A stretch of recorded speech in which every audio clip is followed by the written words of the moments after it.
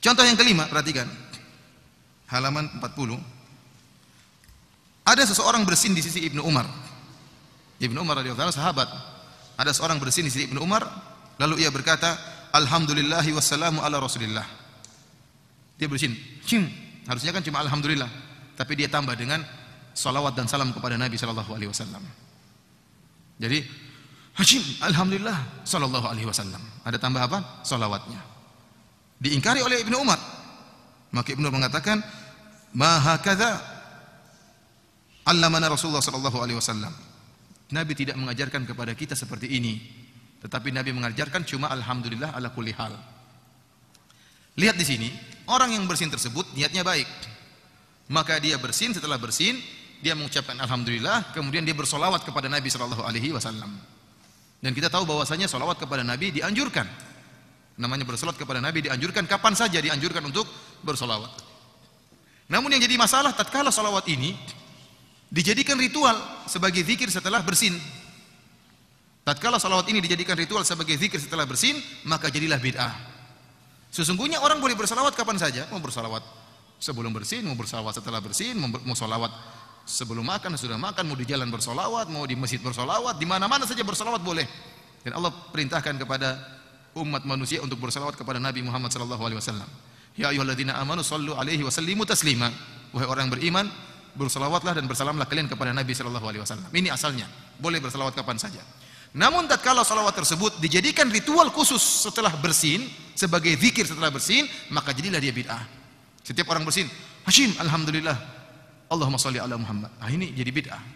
Kenapa? Kata Ibnu Umar, Rasulullah tidak pernah mengajarkan kami seperti ini. Rasulullah SAW hanya mengajarkan cuma mengucapkan alhamdulillahi rabbil alamin.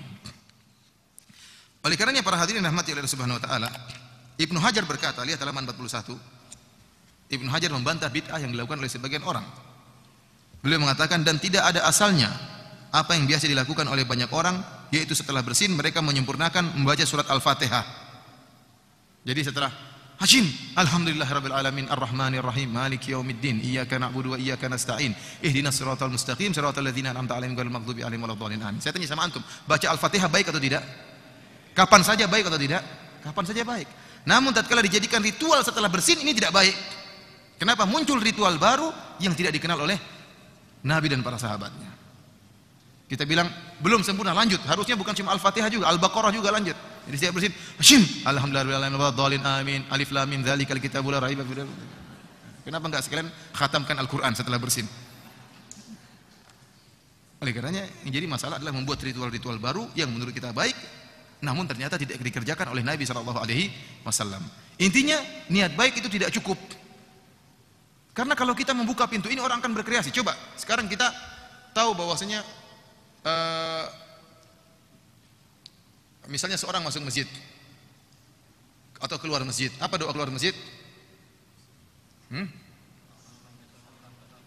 Apa?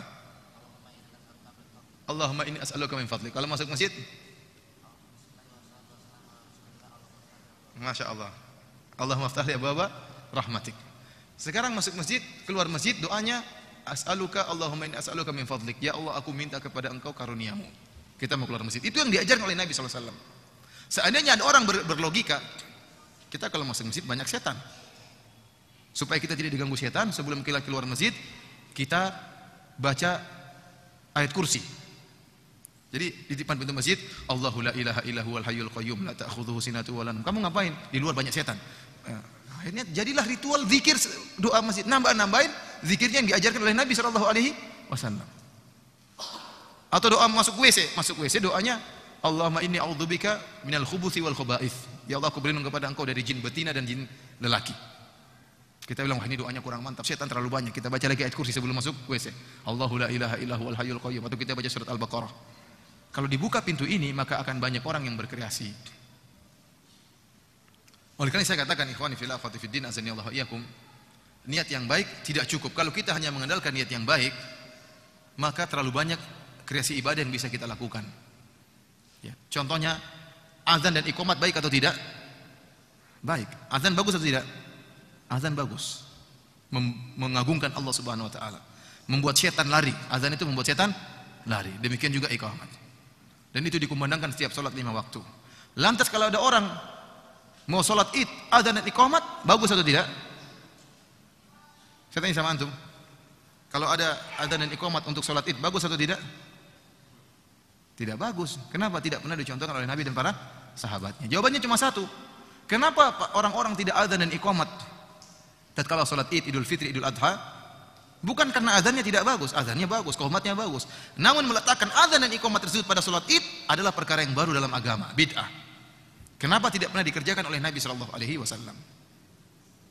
Sebagaimana saya sering contohkan juga, sholat tahiyatul masjid bagus, sholat berjamaah bagus. Kalau ada orang punya ide, kita bikin modifikasi baru, sholat tahiyatul masjid berjamaah, bagus atau tidak?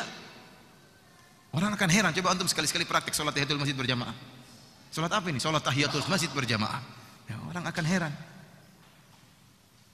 Oleh karena tidak semua ide yang bagus kemudian menjadikan suatu perkara itu bagus. Harus ditimbang dengan sunnah Nabi SAW.